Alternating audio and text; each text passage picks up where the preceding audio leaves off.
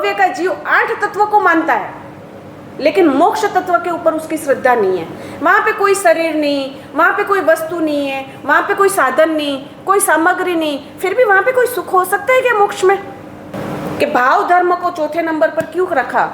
कि ये क्या है, दान किया शुद्ध भाव से करना, सील का पालन किया शुद्ध भाव से करना, तप किया शुद्ध भाव से करना। अगर भाव की बात बाकी हो गई, भाव अगर हो गया तो दान सील तप ये तीनों प्रकार के जो धर्म है ना वो आपको फेल हुए। चौथी जो नींव है ना वो नींव को मजबूत करनी है। कैसे कैसे आत्माओं ने कितनी क्रियाएं करी और कितनी निर्जराएं करके विकास के मार्ग पे चले गए, और हम अभी यहाँ पे भटक रहे हैं। मतलब ये कि कहीं तो हम भूले हैं, कहीं तो हम भटके हैं, कि कोई ऐसी अवस्था तो आई कि हम परमात्मा के समावेश में नहीं बैठे होंगे कभी? क्या उनकी हमने देशनाएं नहीं सुनी होगी? परमात्मा के साथ हम नहीं खेले होंगे कभी क्या? तो अनंती बार हमने ऐसी धर्म क्रियाएं करी, अनंती बार चारित्र ग्रहण करा। ये क्या कि इतने रजोहरण कितने लिए? पूरे मेरु पर्वत हो जाए ना वैसे इतने हमने रजोहरण लिए। संयम हमने कम नहीं पालन किया, अनेक जन्मों के अंदर हमने संयम का पालन किया,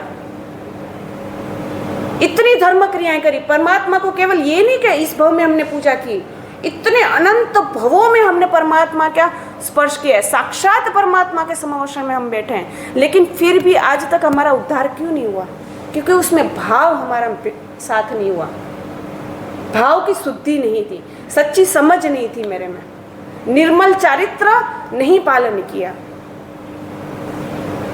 और ये आगे बात आएगी कि भव्य, जाति भव्य और दुर्भव्य किसको कहते हैं? जीव जो अवश्य मोक्ष में जाने वाली आत्मा होती है उसको भव्य कहते, जिसका कभी मोक्ष नहीं होगा उसको अभव्य कहते हैं।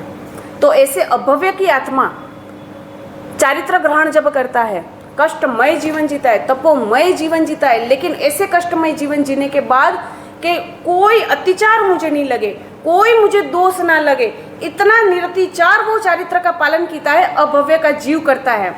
शास्त्र में उपमा दी उसके लिए कि कैसा जीव वो पालन करता है चारित्र? मक्खी की पंख के जैसा।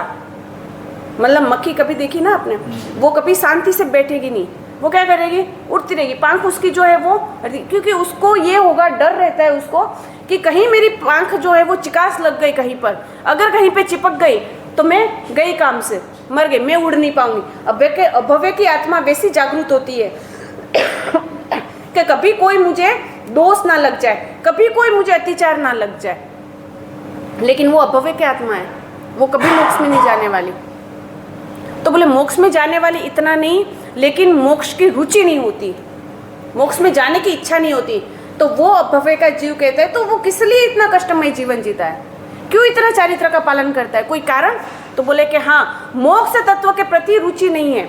जिनेश्वर परमात्मा ने जो 9 तत्व बताए, जीव, अजीव, पुण्य, पाप, अवसर, संवर, बंध, निर्जरा और मोक्ष, लेकिन मोक्ष 9 तत्व में से अभव्य का जीव 8 तत्व को मानता है, लेकिन मोक्ष तत्व के ऊपर उसकी श्रद्धा नहीं है।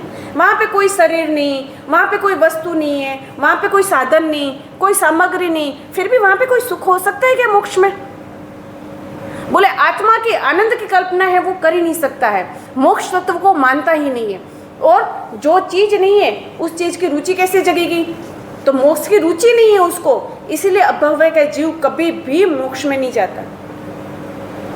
तो निरतिचार का पालन क्यों कर रहा है चारित्र का?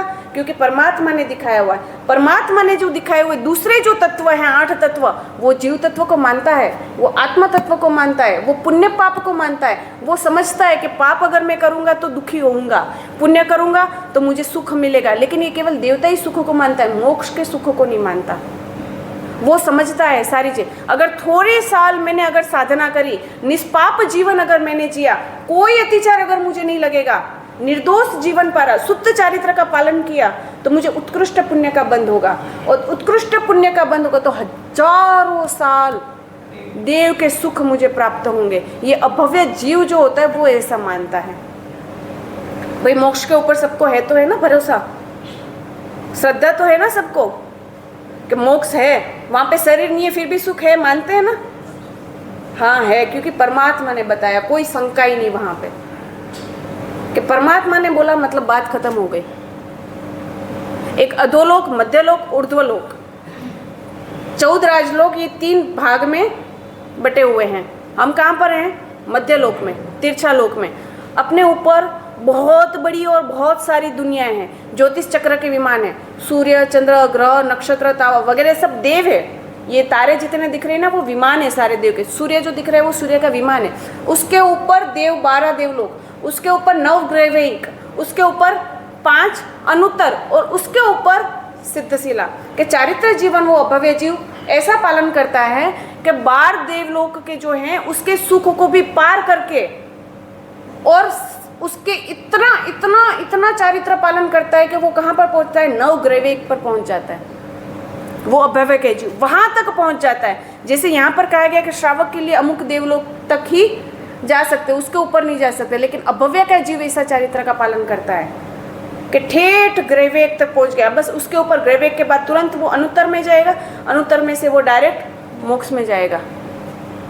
लेकिन फिर भी वो वहाँ से वापस नीचे पटका गया और 84 लाख जीव योनि में वापस वो चला गया। वो हर जगह जाएगा, वो तिर्यंच में भी जाएगा, वो नरक में जाएगा, वो हर जगह। इतना चारित्र का पालन किया, इतनी क्रिया करके क्या मिला उसको? क्या मिला? इसीलिए शास्त्रकार भगवंत कहते हैं कि विष क्रिया गरल किया समूर्छिम क्रिया से हमें बचना है, कि हमें कोई दुख से बचने के लिए हमें केवल क्रिया करनी, इसलिए वो क्रिया नहीं करनी। सामान्य जीव है, उसको समझाने के लिए बहुत अच्छी बात है। देखो, ज़्यादा पाप करेगा, ज़्यादा दुखी होगा तो तुझे नरक मिलेगी। अगर अच्छा तू करेगा, धर्म क्रिया करेगी तो देखो तो देवलोक के सुख मिलेंगे। वो अबूझ जीवों के समझाने के लिए ये है। लेकिन हमने बहुत प्रवचन सुन लिए। कितने प्रवचन सुने? बहुत प्रवचन हमने सुन लिए। अब हमें थोड़ा ऊपर उठना है।